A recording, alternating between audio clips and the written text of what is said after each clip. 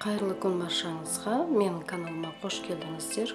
Бүгін менің каналымда әдеттегідей өте ерекше рецептпенен бөлісетін боламын. Видеомды соңына дейін көріп, ұнаса лайк қалдыруды ұмытпаңыздар. Бізге осындай 6 дана картоп қажет болады. Оны үккіштің үлкен көзінен өткізіп алатын боламыз. Енді картопымыздың үстіне су құйып, крахмалынан жуып алатын боламыз.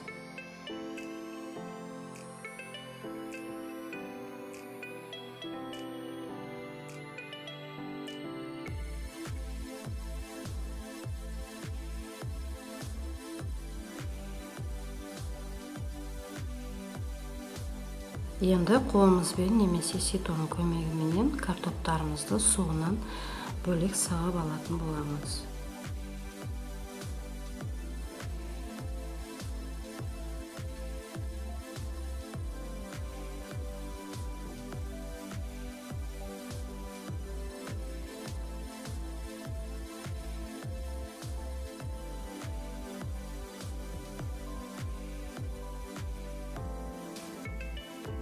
Bir dana сәбізімізді де өткіштің үлкен көзінен өткізіп аламыз.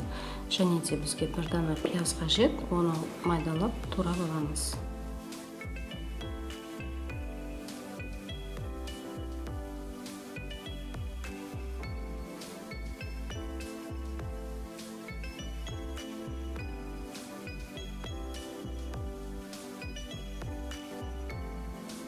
Қызып тұрған майымызға пиязымызды және сәбізімізді қуырып аламыз.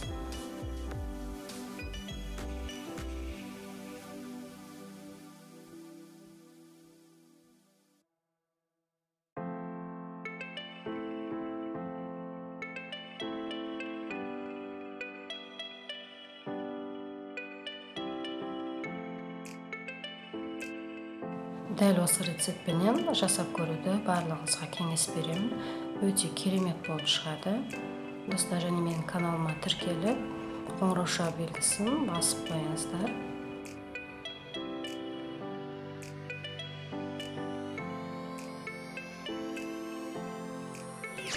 Енді осы қуырылған салмамызды картопымыздың үстіне салып, жақсылап араластырамыз. Және де бізге бір пучокта істетсеңіздер болады. Көк пияз қажет, оны немесе петрушканы майдалап турап қосасыздар. Түсі де және дәмі де өте керемет үйлесетін болады.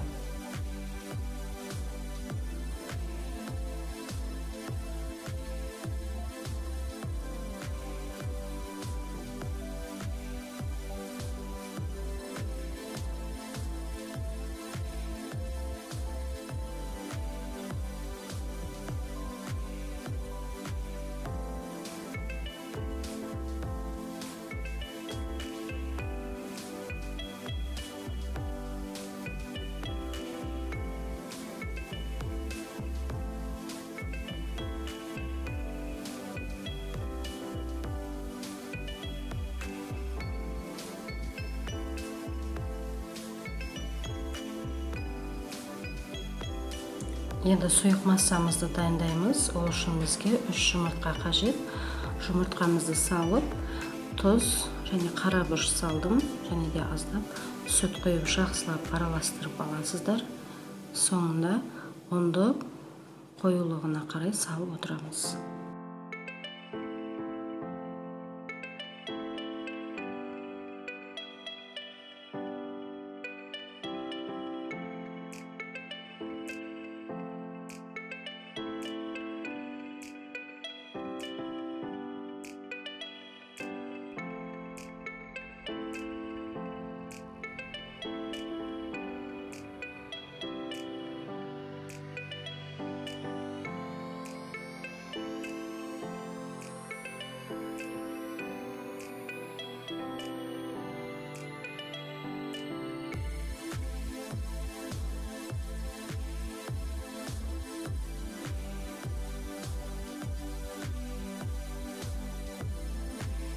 Енді осы сұйық массамызды картопымыздың үстінен құйып, жақсылап араластырып аламыз.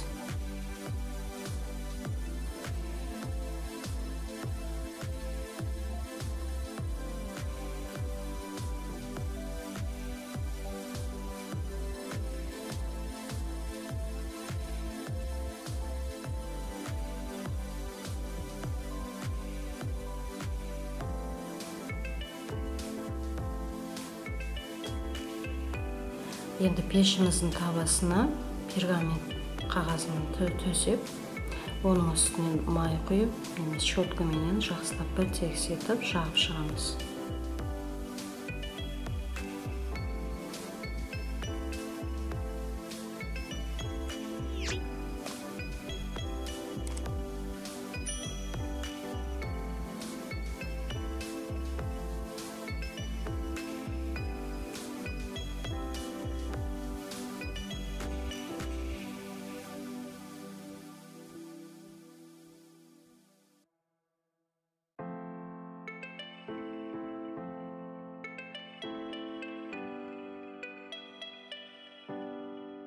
Енді осы барлық массамызды табамыздың үстінен құйып, бір тегістеп шығып, пешке жібереміз.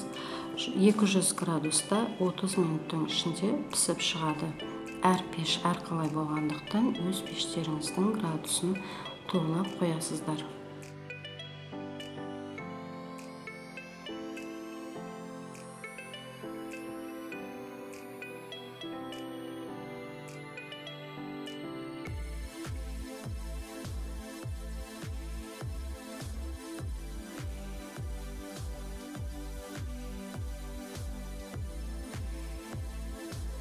Енді бізге 3 дана, 2 дана немесе қызанақ қажет болады. Осындай майдалау түрлерін аласыздар. Астыңғы бөлігін осылай алып тастап, дөңгелектеп, жіңішкелеп турап аламыз.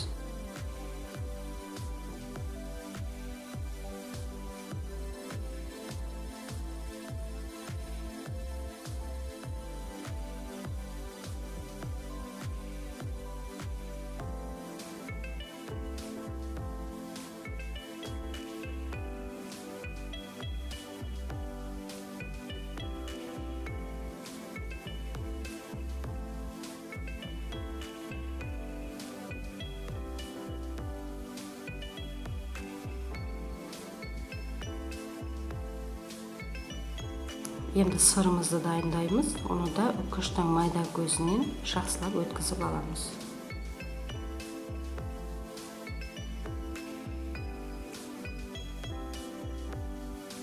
Картофеліміз пісіп шықты. Енді оның үстінен помидорларымызды тегістеп теріп қойып шығатын боламыз.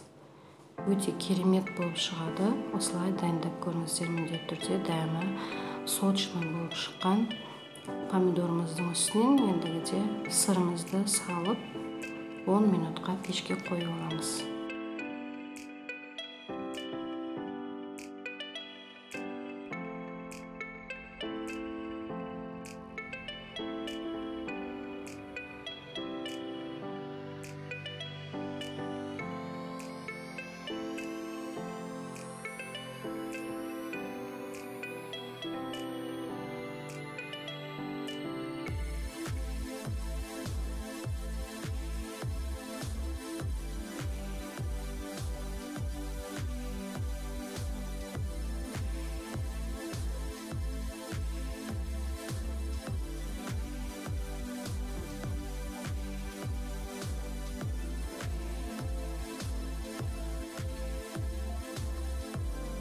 Неге осындай кереметтей болып пісіп шықты, астыда ешқандай жабыспайды.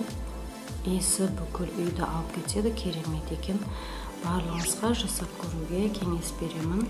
Осылай кесіп көрсеттім.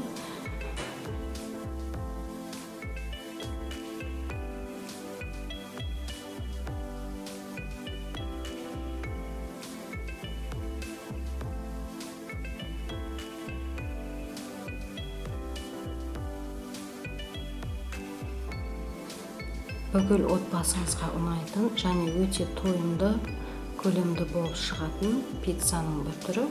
Барлығыңызға жасап көруге кеңес беремін. Менің каналыма тіркеліп қоюды ұмытпаңыздар.